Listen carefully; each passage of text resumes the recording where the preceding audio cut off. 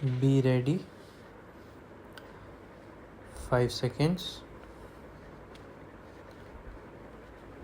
Start.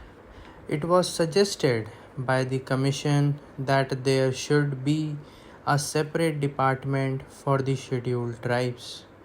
This matter was considered in the conference, but it was generally felt that if the scheduled castes and the scheduled tribes are separated to be dealt with by different departments, there will be a good deal of duplication of work because two sets of officers will have to traverse the same area and more or less consider the same problems. It was therefore the unanimous opinion of the Conference of State Ministers that one department should deal with the problems of the scheduled castes and the scheduled tribes, and it was also agreed that there should be a separate directorate for the same.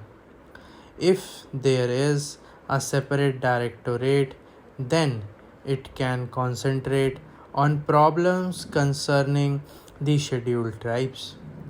It was also suggested that this directorate, which will have to be set up in all the states and especially in states where the population of the scheduled tribes exceeds 1 million, should also look after the work relating to the denotified and the nomadic tribes, in addition to, as I said, the work relating to the scheduled tribes.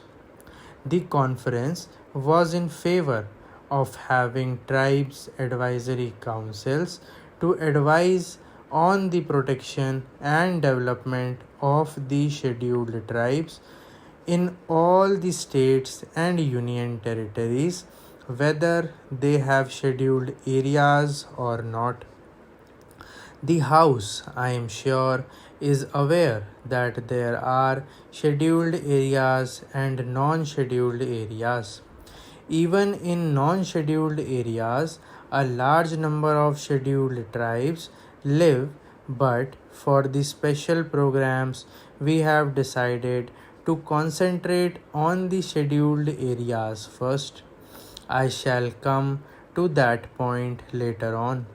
But I am merely mentioning that the scheduled tribes live both in scheduled areas and in non scheduled areas. It was decided that whether at present there is a combined reservation in the services of the scheduled castes and the scheduled tribes, separate percentages of reservation should be fixed by the state governments, and it was agreed that the state governments would instruct all local authorities like municipalities, panchayat samitis, jilla parishads, etc., to follow the policies laid down by them in regard to the representation of the scheduled tribes in these services. It was decided to have a small committee of officials from the Tribal Welfare Department and the different departments at the state level to ensure coordination. The conference also agreed that there should be a section under the Chief Secretary for evaluation of the Tribal Welfare Program. If all these and other decisions taken at the conference are implemented with speed, as it is hoped there will be considerable improvement of the conditions which exist at present. I also want to mention, madam, that we were told in the conference that this work was going to be entrusted to the Zilla Parishads and Panchayats, and some of the schemes which have to be implemented in the rural areas will be executed by the panchayats and the Zilla Parishads. Well, I welcome this suggestion, but I only wanted to caution the district authorities and the state governments not to leave everything to the Zilla Parishads and Panchayats and have no supervision and watch over their work.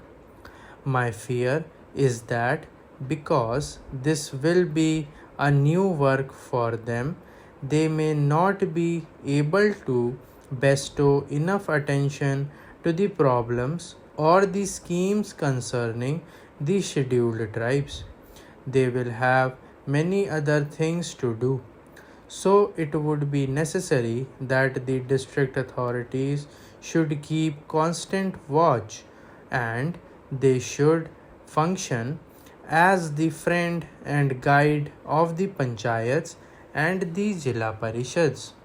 Madam, there are two major schemes in respect of the scheduled tribes in the central sector of the program which are controlled by the Ministry of Home Affairs and on which the entire expenditure is borne by the Government of India. These are the schemes of tribal development blocks and the schemes relating to promotion of cooperation among the scheduled tribes, particularly in the form of forest laborers cooperative societies and labor contract societies.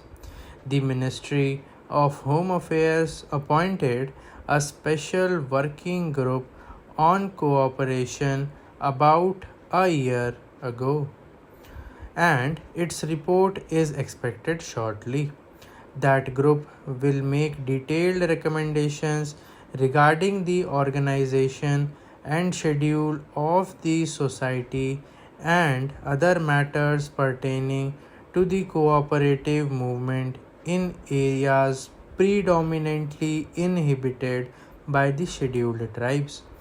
We hope that on the basis of the working group recommendations, it will be possible to energize and expand the cooperative movement in tribal areas and that the cooperatives will become the effective instruments for promoting the economic development of those areas. The other program, which is the major one and in which a great deal of interest is being invested by the tribal themselves, is the program of tribal development blocks. The Commission have recommended that all tribal areas, whether they are scheduled areas or not, with the concentration of tribal population exceeding 50% should be brought under the tribal blocks.